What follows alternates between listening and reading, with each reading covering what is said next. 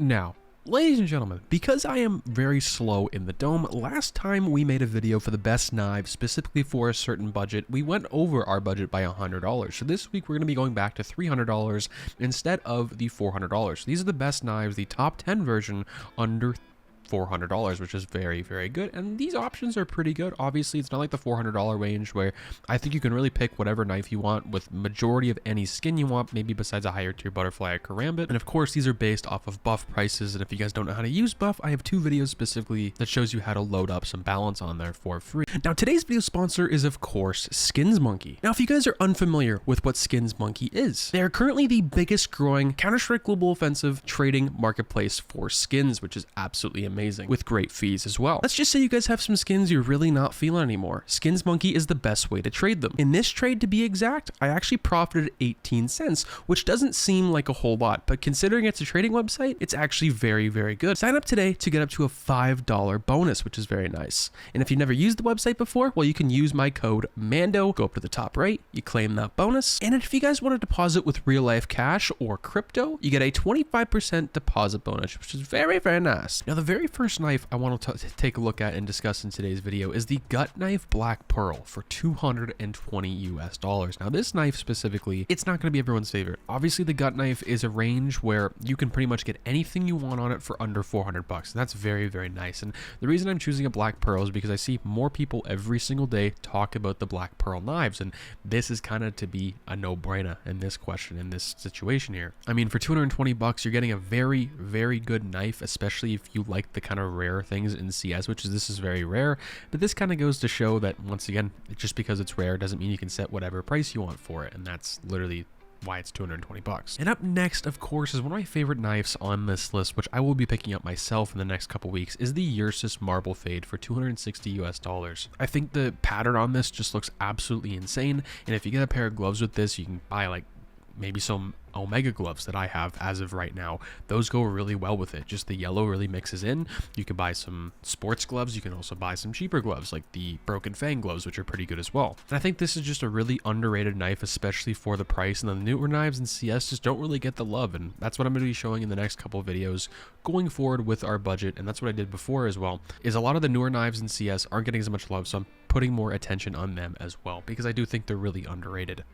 Now, next up on our list specifically is going to be the Skeleton Knife Knight in the field test condition, which I think actually looks very, very good. And these are going to be for $258 a piece, which is actually smack dab right in the middle of 300 and obviously 200, which is very, very good, especially for that price. And it kind of gives you some room, kind of with the Ursus knife as well, to buy some gloves if you kind of are interested in that. And I do think the skeleton knives aren't the best knives in the game. I think just because of the price on them, that's why they're so hyped up. But I can also understand the reasoning behind it. They are a good looking knife, especially for the price. And if you get the cool pull animation, what you get like once in a blue moon, it is pretty cool, I will say. And with a lot of these budget knives, the same thing with the Skeleton Knife Urban Mast. If you get them with the right gloves, these can look absolutely amazing. And that kind of goes with another runner up. Once again, we did a couple weeks with the Skeleton Knife Urban Mast in the field test condition.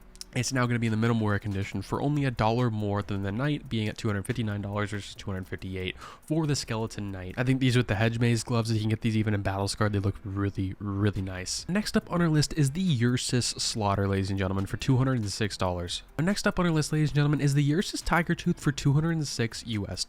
Now, I think this is a very underrated knife once again. The Ursus knives are a very good budget knife in CS. They're kind of like the flip knife back in the day. The flip knife in CS, I mean, it's still pretty cheap on the cheaper side of things, especially for older knives. But the Ursus has kind of taken that place. It's a good looking knife, especially for the price, and I would even go to say that it's better than those knives specifically. The only downside to them is we don't have the spectrum finishes on them yet, which is obviously the Gamma Doppler, the Lore, and whatnot, which I think those will look absolutely stunning once we do get those on there, as well as the Autotronic. Now, next up is the Nomad Slaughter field tested for $290. Now, I hate the Nomad knife, and it's not even that I hate the knife in general, it's more so of the hype that it's caused recently. And if you guys aren't familiar with what I'm talking about, well, recently in CS, there's been a lot of hype behind the Nomad, specifically the Blue Gem, and of course the Fades, and even the vanillas of everything has gone up for that knife specifically, and that is due to the simple effect. And people think it's a very good investment, even though you can still get it any single knife specifically in an 8-cent case right now, that being the fracture case, which that is even going up because the whole market is going up as of right now in CS, which is pretty interesting. As an investment, I would say these are absolutely horrible, but for a knife looking like this, I think you can do a little better in my personal opinion. But if you want the Nomad, this ain't too bad either. Next up is the Huntsman Fade for $270. The Huntsman, you can never really go wrong with anything, and I've always talked about in the past for just a couple $100 more, just for even $20 less, you can get yourself as well a Huntsman lore in the field tested or minimal wear condition if you can find it for the right place, the right time, for the right price, under $300. And I think the Huntsman Fade and lore actually look really, really good. And it's something I'm actually looking into picking up in the next few weeks, which is pretty interesting as well. So these for the price, I think could be maybe the best bang for your buck on this list, as well as the Ursus knives. Now, next up is the M9 Blue Steel minimal wear for $280. Now, a lot of people like to call the Blue Steels and the higher wears or the lower wears specifically a budget, of course, black pearl, because they kind of do look very similar to a black pearl if you get the right pattern on them. This one doesn't really look that similar to it, but it has, you know, the thing going for it, and I think maybe people might like that, especially because M9s are so expensive. This is on the cheaper side of things, especially if you don't want to blow like maybe $500-600 on like a Tiger Tooth or a Slaughter or whatever for that matter. In third to last up on our list here is the Bayonet Autotronic Battle Scarred for $269 US. Now, the Autotronic knives are one of those things where it goes by wear, by the lighting, not actual wear on the weapon or the skin in the game, which is pretty cool.